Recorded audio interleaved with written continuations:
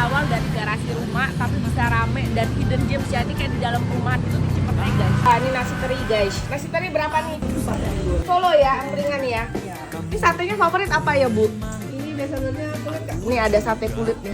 Khusus sate-satean ini 4 ribuan. Oh, jadi bakarnya tuh masih pakai arang. Biasa orang Solo tuh malam-malam tengah malam nongkrongnya kongkonya tuh sambil minum wedang. Ini nasi terinya. Ternyata dibakar lagi, wangi banget ini.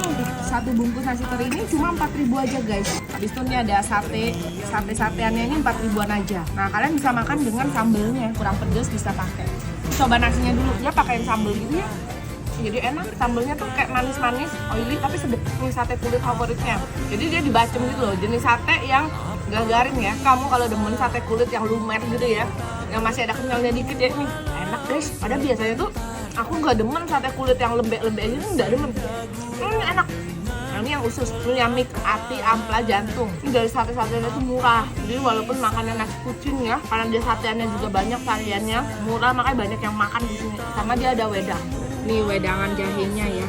Jadi jahenya tuh kayak dibakar, habis itu digeprek-geprek, dimasak jadi wedang. Wangi jahenya sih strong nih. Wedangannya tuh langsung masuk ke tenggorokan tuh langsung anget gitu loh ya. Ini wedangan khas Solo banget lah. Ini ambience-nya juga Solo abis ya. Namanya angkringan gendis Jawi yang ada di